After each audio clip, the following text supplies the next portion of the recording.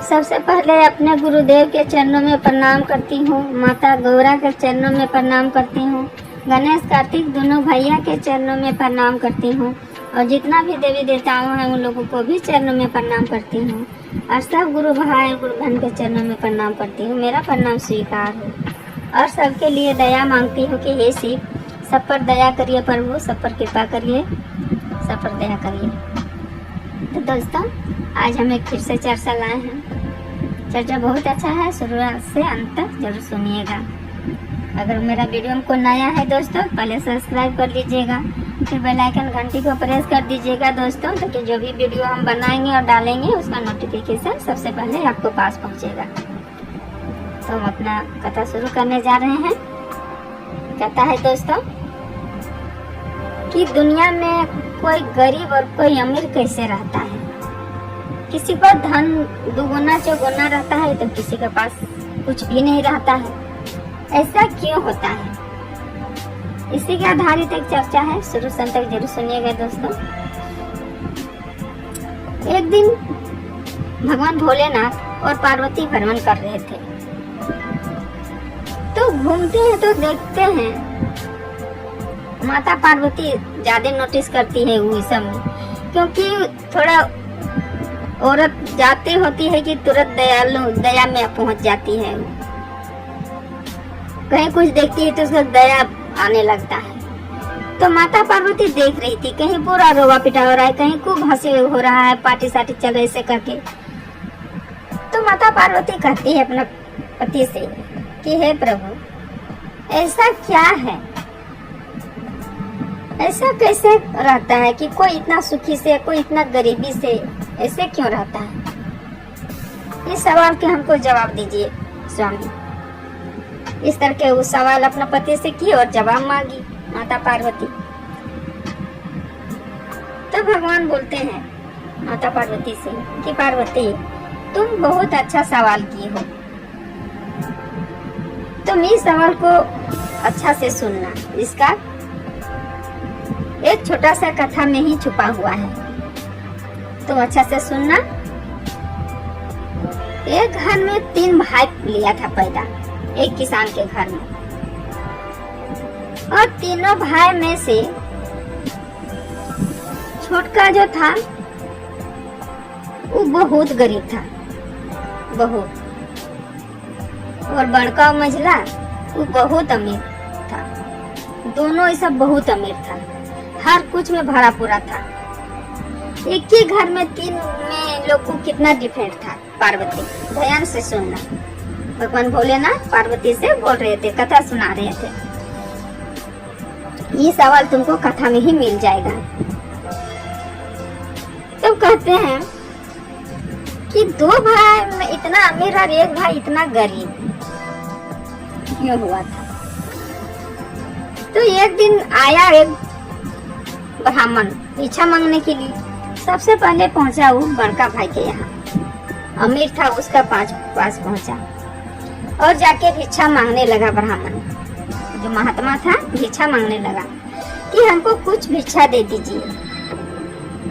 तो बड़ा भाई कहता है कि भिक्षा मांगने के लिए आया है, तुमको कहीं अंगार नहीं मिलता है खाने के लिए? जाओ अंगार खाओ। ऐसे बोल के वो ब्राह्मण को भगा दिए और भिक्षा उछा कुछ नहीं दिए।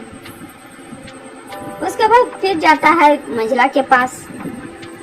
वहां भी जाके महात्मा बोलता है ब्राह्मण कि हमको कुछ भिक्षा दे दीजिए, हम बहुत भूखे हैं, हमको कुछ खिला दीजिए और पिला दीजिए। तू भी मंझल का भाई जो था वो भी कहता है तेरे को भूख प्यास लगा, तू अपना शरीर का नोच नोच के खाओ। शरीर में जो तेरा मांस है तू नोच नोच के खा के पेट भरो। वो भाई उसको ब्राह्मण को इसी तरह कह के ठुकरा दिया और भिक्षा नहीं दिया, वो चला गया। उसके बाद उसका छोटा भाई के यहाँ गया। उसका छोटा भाई के घर में कुछ भी नहीं था खाने पीने के लिए, वो बहुत गरीब था। तो वहाँ गया तो ब्राह्मण अब बोलता है कि थोड़ा हमको कुछ भिक्षा दे दीजिए और कुछ खाने उने के लिए दे दीजिए, बहुत कस के भूख लगा है, पहले पानी पिला दीजिए। तो वो छोटा भाई जो था वो हाथ जोड़ के बोला कि हे ब्राह्मण देवता, हम अभी आपको व्यवस्था करते हैं। वो आसन लगा दिए और बैठा दिए, पानी पिला दिए और बोले हम आपको व्यवस्था कर रहे हैं, आपको हम खाना खिला के भेजेंगे। और वो चला गया मांगने के लिए किसी और के घर, और खुद वो 2 दिन से उसका पूरा परिवार भूखे था। फिर भी वो अपना नहीं देखा और वो ब्राह्मण के लिए वो भीख मांगने चला गया और मांग के ला के ब्राह्मण को खिला के और विदा किया। जब खिला के विदा किया, कुछ दिन बीता, बूढ़ा हो गया उन लोग। बूढ़ा होके वो सब तीनों भाई मर गया।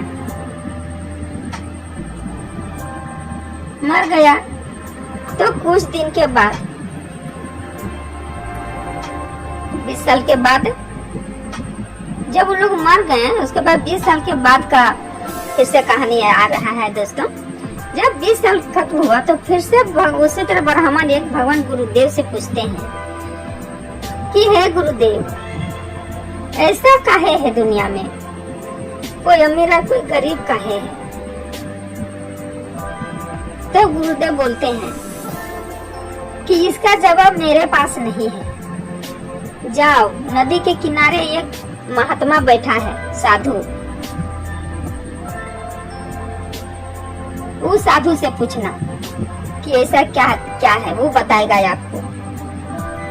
तो ये जो पंडित जो थे वो चल गए नदी के किनारे, वो ब्राह्मण से पूछने के लिए, महात्मा से। आप पूछते हैं बाबा से कि बाबा आप ही बताइए कि दुनिया में ऐसा क्या है जो कोई गरीब और कोई अमीर, कोई इतना ठाट बाट से रहता है, कोई भूखे मरता है, ऐसा काहे होता है। तो नदी के किनारे जो आप बाबा बैठे थे वो बोले कि इसका जवाब मेरा पास नहीं है, इसका जवाब तेरा मिलेगा। जाओ, जंगल में, घनघोर जंगल के बीच में एक आदमी होगा, वहाँ मनुष्य रहता होगा कुटिया बना के, उससे आप जाके सवाल पूछिए, वहाँ आपको जवाब मिलेगा। तो वहाँ ब्राह्मण तो चला गया और बोलता है, वहाँ उसको बोलता है, देखता है कि कुटिया में एक आदमी है, पूरा भूखे इसी तरह है, उसको कुछ नहीं है घर में अनाज उनाज। तो पूछ रहा है कि हम बहुत दूर से आए हैं आपको पास, हमको गुरुदेव भेजे हैं, वहाँ नदी के किनारे एक बाबा थे वो भी भेजे हैं। तो बोलिए दुनिया में ऐसा क्या है, ये कोई गरीब और कोई अमीर कैसे रह रहा है। अब आप ही बताइए, आप हमको इसका सवाल का जवाब दे सकते हैं, क्योंकि नदी के किनारे जो एक बाबा थे वो बाबा आपको पास हमको भेजल है। तो ये जैसे सवाल किए तैसे वो क्या किए कि आग जलाए होते पूरा अंगार छो खाने लगे, जवाब नहीं दिए, पूरा अंगार खाने लगे, आग खाने लगे वो। तो ये पंडित जी बोलते हैं, इसको हम सवाल के जवाब भी नहीं दिए, वो आग खाने लगे, ये क्या जवाब देंगे। सीधे बोल दे मेरे पास इसका जवाब नहीं है। जाइए वो गांव में एक घर में, किसान के घर में एक लड़का होगा, जाइए वो बच्चा से आप पूछ लीजिए, तो कुछ हम नहीं बता सकते हैं। वो ब्राह्मण वो चला गया वो गांव, और वो गांव का लड़का जो था बीमारी से पड़ा हुआ था खटिया में। तो जाके पूछता है कि अब आप ही बताइए, हम बहुत पूछते पूछते आए हैं, अब आपको पास हमको लास्ट भेजा गया है, तो आप ही बताइए कि दुनिया में ऐसा क्या है जो कोई गरीब और कोई अमीर कहे रह रहा है। तो जैसे ब्राह्मण इस सवाल किए वो बच्चा से, लड़का से, 20 साल का लड़का से, जैसे वो लड़का का कि अपना शरीर का मांस नोच नोच के खाने लगा, सवाल के जवाब भी नहीं दिए मुंह से, और मांस नोच नोच के पूरा खाने लगे। तब ब्राह्मण बोलते हैं कि ये क्या हमको जवाब मिल रहा है, हमको कहीं इसका सवाल के जवाब नहीं मिला। हम गुरुदेव के पास हम फिर पहुंचेंगे, गुरुदेव से ही हम इसका सवाल के जवाब लेंगे, अब उनको पता नहीं पड़ेगा। अब वो ब्राह्मण फिर से घूम के चले गए गुरुदेव के पास। गुरुदेव से पूछते हैं कि बताइए गुरुदेव, आप हमको जहाँ जहाँ भेजे वहाँ वहाँ पहुँचे, पर इसका सवाल के जवाब हमको कहीं नहीं मिला। तब गुरुदेव बताते हैं कि सुनो, एक जन्म में तीनों भाई था। तू जो ब्राह्मण इतना बड़ा आदमी घूम रहा है ना, तुम लोग तीनों भाई था। वो जो जंगल में जो आग खा रहा था वो तेरा बड़ा भाई था। उसका घर हम पहुंचे थे ब्राह्मण के भेष में भिक्षा मांगने के लिए। उसका घर धन दौलत से भरा पड़ा था, लेकिन हमको कुछ खाने पीने के लिए नहीं दिया। बोला हमको कि अंगार जा, अंगार खाओ, अंगार खाने के लिए बोला था। तो आज वो खुदे अंगार खा रहा है। उसका जवाब वही था, वो अंगार खा के ही तुमको वो जवाब दिया है। और तेरा मंझला वाला भाई था वो, जो अपना शरीर का मांस नोच नोच के खा रहा था। उसका यहाँ भी हम पहुँचे और उसका यहाँ भी हम जाके भिक्षा मांगे। बोले कि हमको कुछ भिक्षा दे दीजिए, हमको कुछ खाने दे दीजिए, बहुत भूख लगा है। उसका घर में भी धन दौलत भरा पड़ा था, पर हमको वो क्या जवाब दिया कि जा अपना शरीर को नोच नोच के खाओ। तो वो भी वही जवाब दिया, शरीर का नोच नोच के खा के ही तुमको वो जवाब दिया है। अगला जन्म का उसका कर्मों का फल है। वो दूसरे को शरीर का मांस नोच के खाने बोला था, वो इस जन्म में खुदे नोच के खा रहा है। और तेरा बड़ा भाई वो कर्म में दूसरे को आग खाने बोला था, आग के अंगार, वो इस जन्म में खुदे आग के अंगार खा रहा है। और एगो तू जो था सबसे गरीब था, सबसे छोट था, सबसे गरीब, तेरा घर कुछ भी नहीं था, लेकिन तू हमको मांग के खिलाया, भिक्षा मांग के और ला के हमको खिलाया। तेरा पूरा परिवार भूखे था, पर तुम पहले हमको खिलाया। तो इसलिए तुम आज इतना बड़ा ब्राह्मण है, हर कुछ में भरल पूरल है। तो इसका कर्मों का फल है। आगे कर्म जो जैसा किया है उसका ये कर्म में भोगना पड़ रहा है। इस तरह का गुरुदेव ब्राह्मण को समझाए।